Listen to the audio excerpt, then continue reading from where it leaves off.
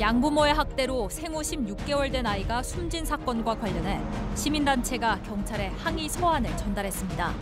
부실 대응 논란에 휩싸인 경찰은 아동학대 신고 대응 체계를 이전보다 강화하겠다는 방침을 내놨습니다. 과연 실질적인 대책이 될 수 있을지 짚어봅니다. 양부모의 학대로 생후 16개월 만에 입양아가 숨진 사건과 관련해서 파장이 계속되고 있습니다. 어제 시민단체가 기자회견을 열었는데요. 이 자리에는 입양 전 아이를 키웠던 위탁모도 나와서 심경을 밝혔습니다. 영상 함께 보고 얘기 나눠보겠습니다.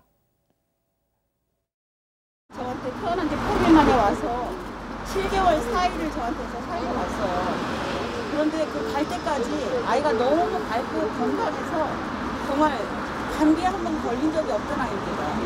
그리고 그 인터뷰에서 양부가 뭐 다리가 오다리여서 마사지를 했다는 게 오다리 아니었어요. 몽고반점이 있는 건 사실인데 그렇게 진하지도 않고 그렇게 까맣게까지 되지도 않았어요. 그리고 갈 때는 피부도 얼굴이 푸해져가지고 너무 예쁠 때 갔거든요. 그 양부모라는 사람들 여러 번 만나봐서 아는데 너무 겉모습이 천사 같았어요. 자기 딸보다 더 기도를 데려가려고 준비를 기도로 많이 했다는 둥. 막 이러니까 너무 정말 저희는 너무 잘 갔다고 생각했고. 네, 입양 전까지 아이를 직접 돌봤던 위탁모의 입장을 들어봤는데요. 속상하고 분하고 미안하고 그 심경이 정말로 말로 표현할 수 없을 것 같아요. 자, 위탁모가 아마 많은 얘기들을 좀 하고 있는데요. 그중에 좀 주목해야 될 부분이 있습니다. 7개월 전에 양부모가 이 아이를 데리고 나왔다 본 적이 있다고 합니다. 당시에도 이마에 멍이 좀 있었고 피부가 까맣게 됐던 부분을 이제 봤었는데 이 부분이 중요할 것 같아요. 헤어지려고 하니까 애가 위탁모를 기억을 하는 것 같아요. 떨어지지 않으려 했다. 그 부분을 좀 이상한 생각을 했는데 그때는 지금 말한 것처럼 완전 천사인 줄 이렇게 보였기 때문에 학대의 흔적인 줄은 전혀 눈치채지 못했다. 근데 만약 저게 맞다 그러면 학대가 계속 지속적으로 반복됐다라고 볼 수밖에 없는 상황이죠. 처음부터 계속. 처음부터. 그렇죠.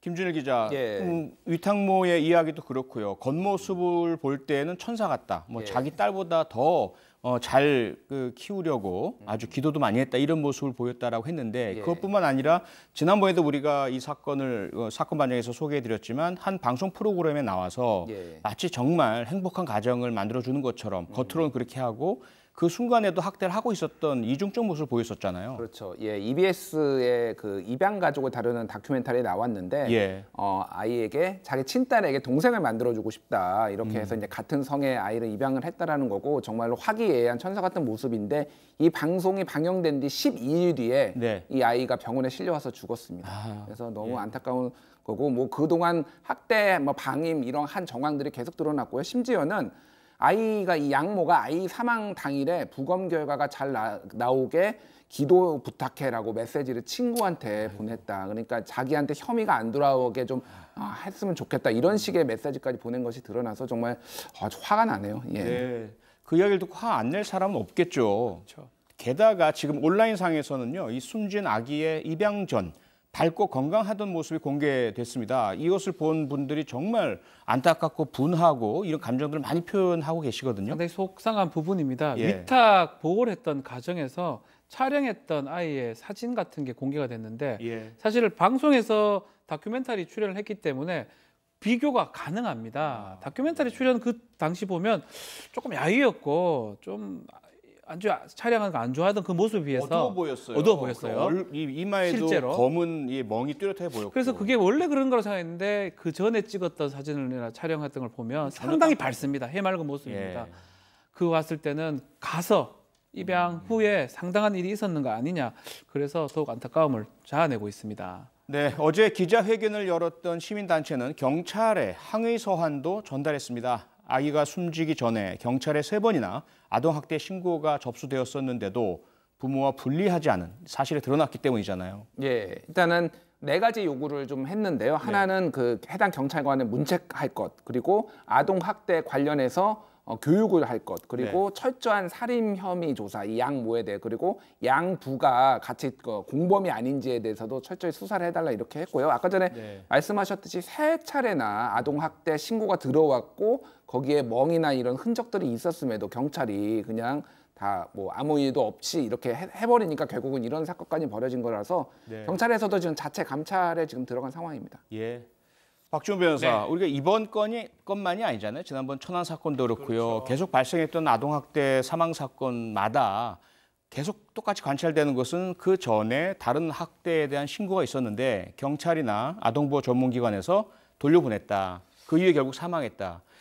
이거는 어떻게 본다면 해당되는 경찰관 개인의 문제이기보다는 시스템의 문제라고 봐야 되지 않을까요? 시스템의 문제라고 봐야 될 것 같아요. 일단 우리 현행법상으로 뭐 어린이집 교사라든지 의사 같은 경우는 학대 사실을 발견했을 때 신고할 의무가 있습니다. 그렇죠. 그래서 지금 지난 5월부터 9월까지 3차례나 경찰이나 아동 전문기관에 신고를 했는데 그 신고를 받고서 경찰에서 또 아동 학대 전문기관에서 찾지를 못했다라는 거예요. 특히 5월 달에 보면 이 다리에 멍자국이 있어서 어린이집 교사가 이걸 보고 신고를 했는데 부모가 마사지를 하다가 그냥 좀 변명을 했는데 그걸 믿고 내사 종결했던 적도 있고요. 6월 달 같은 경우는 차 안에 방치를 했는데 이것도 미국 같으면 상당히 큰 아동 학대입니다. 그럼 우리나라 판사가 괌에서 그랬다가 부부가 구속 체포됐었잖아요.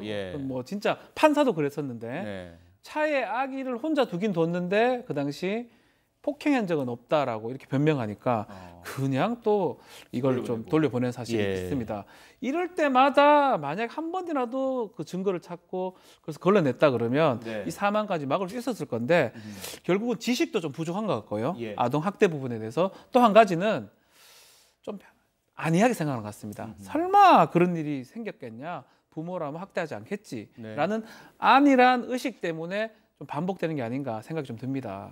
네, 이렇게 논란이 일자 경찰에서는 아동학대 신고에 대한 대응을 강화하겠다는 입장을 내놨습니다. 2회 이상 신고가 들어오고 아이에게 상처가 있다면 즉각 부모와 분리하겠다라는 것인데요. 문제는요, 김준일 기자, 너무 성급하게 내놓은 것 아닌가? 지금 당장의 미봉책이 아닐까? 과연 그리고 실제 현장에서 경찰관들이 가장 그동안 오랫동안 지적된 것은 전문성이잖아요. 갑자기 없던 아동학대에 대한 전문성이 생기는 건 아니잖아요. 거기다 아동보호 전문기관은 집행력이나 권한이 전혀 없어요. 이 문제가 벌써 수년째 지적되고 있는데 근본적 문제 해결이 아니라 그냥 일선 경찰관들에 대한 지시로 그리고 문책하겠다는 것으로는 이거 해결되지 않지 않을까요? 일단은 너무 이게 지금 여론이 들끓어서 명백하게 3번이나 있었음에도 불구하고 지금 경찰이 제대로 안 했기 때문에 지금 이런 건데 어쨌든 현행 법상으로 보면은 아동 학대 정황이나 응급 상황이 아니더라도 조사의 목적으로라도 분리를 할 수 있다. 이런 걸로 이제 이런 조항을 이용해서 하는 건데 근본적으로는 말씀하셨듯이 이 전문성 강화와 뭐 법 개정 이런 것들이 좀 필요한 상황입니다. 아동학대 사건이 한 해 3만 건에 이릅니다. 더 이상 이런 안타까운 죽음이 발생하지 않도록 근본적인 인식 변화와 대책 마련이 절실해 보입니다.